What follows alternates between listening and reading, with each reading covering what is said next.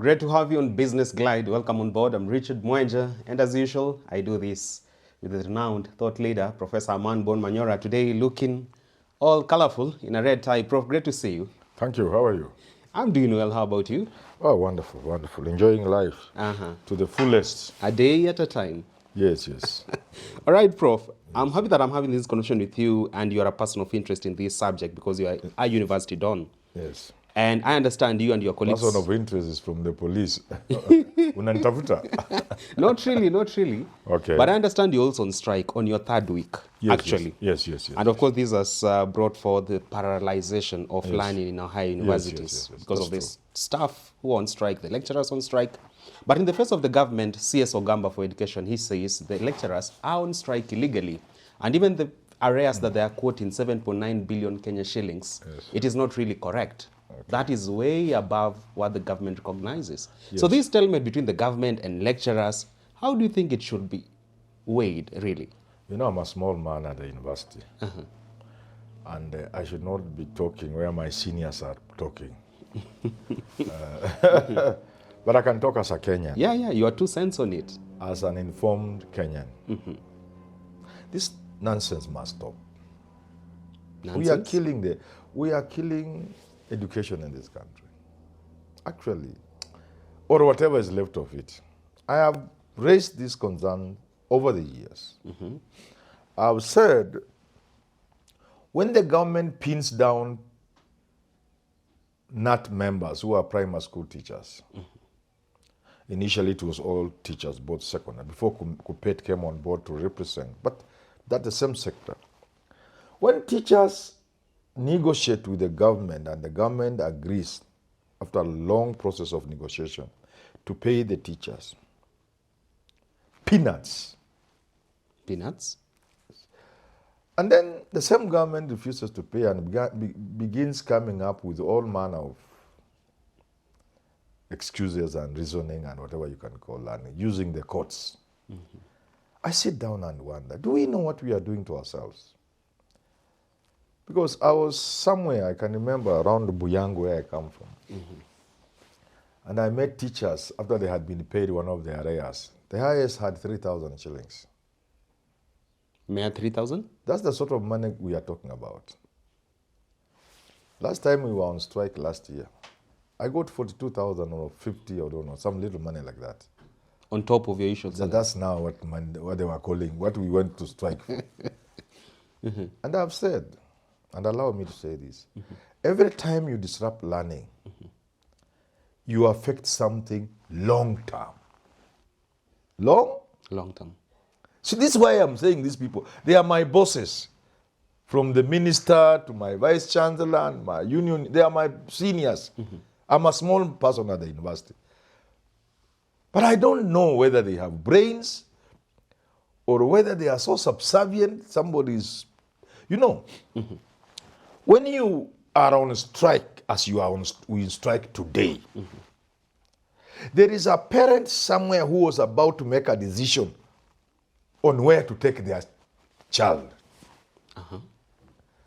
That parent has the capacity to afford Australia or Canada. But they had thoughts, discussed with the wife or the husband, with the student, and they were seeing the benefits of putting them on a program at the University of Nairobi, for example. They are at that point of making that decision. They have weighed the pros and cons, and then this thing happens. Do you think they'll take that daughter there? The decision has been made for them. Mtoto atapelekwa wapi? Australia. So, I'm sorry they are my bosses, but do they have brains? Do they know what they are doing? They are killing even the universities. Universities don't have students now. I used to teach with a microphone. They don't? In Taifa Hall. I don't even teach module 2. This one's fee-paying students. I used to earn even $1 million. But when seen in... Look here, if you look at my P9, which shows how much money I got for the purpose of taxation, in the year 2000, 201, 202, up to around 207, 209, 10, we used to get good money. We used to pay in taxes even $1 million plus. 2 million plus. Extra money from module 2 teaching. Now they are not there. I used to teach every Tuesday using a microphone. Fee-paying students, module 2 students. How can they be there? You can explain, oh, Matiangi came and changed the things, G what, oh, C+. No, that can only tell part of the story. You get me? So there are certain long-term things. Now, when you come to primary school or secondary school, the school teacher goes beyond the call of duty. Goes beyond the official demands on them. Primary school teachers over the years have been coming to school and they arrive there at 6, even before 6. Across the country, in the rural areas. And they leave well past 6. When the children have left, they remain behind to mark books. They should be doing that during 8 to 5 hours. They don't do that. They put in extra. But when you do certain things to them, what are you communicating to them? Finally, across the country, the teachers are doing the minimum required to keep their job. Bare minimum? Yeah, that's what is happening. And I've sung this story all over the years. A teacher is supposed to be in school at 8. Sure. And leave at 4. Like everybody else, or 5, whatever it is. That's what they are now doing. They are concentrating on Napier grass, on their cow, on their village shop, on their border. That's what they are doing. We need to tell the government, please, Minister Bigambo, that is what teachers are doing across the country. They are minding their business. And you must not read this in isolation. There are things like punishment. Teachers have been taken to court and jailed for punishing students. I'm not advocating for cruelty against children. But some of these things, we do them out of context, following Europeans and Americans. The institutional support America has for its children and Europe, we don't have. Children here still require parental guidance and school guidance. So we lift laws from Europe, America, bring them to Kenya. So teachers are being shown you are nothing in terms of payment. Even the little government has agreed to pay CBA, they don't want to pay. Why though? Ask government. Look, Richard. And then the teachers' hands are being tied even in punishing students. So teachers have let go. Say, okay, let it go. But the people who are responsible for these policies don't take their children to public schools. The people who are killing education in this country don't take their children to University of Nairobi, to Kabianga University. Gone are the days when we used to have ministers' children in universities. You can't get them now. We went to school with ministers' children. Even at UON? Yeah, not there. Only a handful. Just 1 or 2 doing medicine or engineering. Moja tu. And not sleeping in the hostels. But they used to be, they can't sleep in the hostels because hostels are rotten. Come on, bro. You can't walk in the hostels at the University of Nairobi. You can't.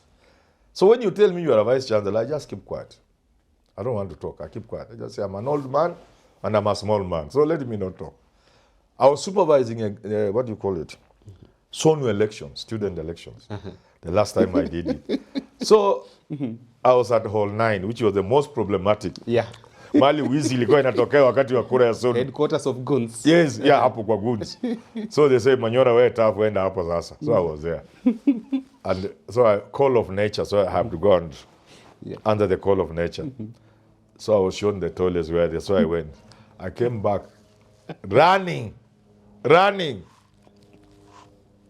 I almost threw. Hey. For a week I had a problem eating. Mimi ni wale watu wako na roho chafu, roho kidogo. Yani sio chafu kwa ubaya, yani roho kuchafukiwa. You know what I found? Sukuma wiki and ugali in the toilets. That's where we are. That's just where we are. So what am I trying to say? I'm saying those people who are killing education in this country don't have their children. They don't care that. How can you explain professors running in the streets of Nairobi with vuvuzelas?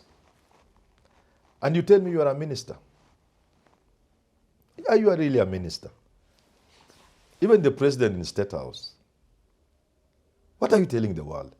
Professors in the streets of Nairobi with vuvuzelas? Honestly? Where are we as a country? Honestly. You know, I have seen our doctors in the streets. True. With the, what do you call this? Coats of theirs, lab coats, whatever they are called, with the stethoscopes. Lying on the roads, demanding an increment of salary. Or keeping Then I ask myself, Richard, these people doing medicine, are they the same children we carried shoulder high when they were at the top in the KCP at Stanley Class 8? Are they the same ones? Yeah. Are they the same ones we carried shoulder high after getting straight A's in Form 4? And now they are in the streets lying on the roads. And we are just going to our offices and going to our homes and sleeping comfortably. Asking for You are the minister in charge of health. Wewe unalala tu usingizi. Wewe ni president uko state house. Usingizi inatoka tu. Something can't disturb you. That your top brains are dancing in the streets of vuvuzelas. Top brains joined by chokoras. You know, whenever there's a demonstration, chokoras have a field day. They can also enjoy. Nothing disturbs these people in power. Do we have a country? Do we have a country? I bleed. My eyes, I cry, I almost bleed. Seeing professors in the streets of vuvuzelas. Do you know what it takes to create one of those people in the streets? The people who taught you. Do you know what it takes to create a professor? Do you know how long? In Germany, a professor is a god. Appreciated enough? Yes. He's only second to a god, to God. In Russia, an artist, a person who creates, is respected more than the president. And these are the countries you are dying to go to. Africans are dying crossing the Mediterranean Sea. They are dying literally, wanakufa, wanazama maji, wakijaribu kuingia nchi za wengine. We are sending our children into slavery in the Arab world because they have created Qatar. You call it Qatar. Yeah. Qatar is what it is because they have created opportunities in that country. You want to send your daughters into slavery in Qatar. So don't blame Manyora when he goes to teach at USA. You see, do you know the number of Africans developing Europe and America? African brains? Yes. And for this country, you go to Botswana, you go to Namibia, you go to South Africa, you live there crying. Why? Almost all the doctors in some of these countries are Kenyans. All the entrepreneurs in Botswana, people creating things, consultants. Who has built you, Rwanda? Who are the consultants? You are saying Rwanda is a dream country today. Who are the consultants who are doing? Go there. Those engineers are Kenyans. Who is building Rwanda? All those consultants. Ingia ndege to Rwanda Air or Kenya Airways. You'll be the only one going on holiday. Everybody there is a consultant and engineer. Developing Rwanda, Botswana, Namibia, all those countries. Kenyans. And we can't use them here. How can, and we allow professors to go in the streets to dance and the vuvuzela around. I think we are just a sick society. Solidarity forever. Solidarity forever. And you've been missing in action by the way. These are not tradesmen. I'm an old man, I must be forgiven. I was an official of UWASU. Really? I played my bit. We were the ones who started UWASU. You are frontliner? Yeah, I've been an official of UWASU. I moved across the country negotiating for salaries and everything. I've done my bit of Vuvuzela and Solidarity forever. And engage in Atuli. And Bosire. Do it. We have done ours and they are doing a good job. But government, I'm sorry I've taken so long. Because it is, I shouldn't even be speaking this because I'm talking about my bosses. True. It is shameful. It is shameful. If you are a vice chancellor, you are a minister, Julius Bigambo, Mheshimiwa Julius, you are my boss. But how would you sleep? How do you go to bed and catch sleep?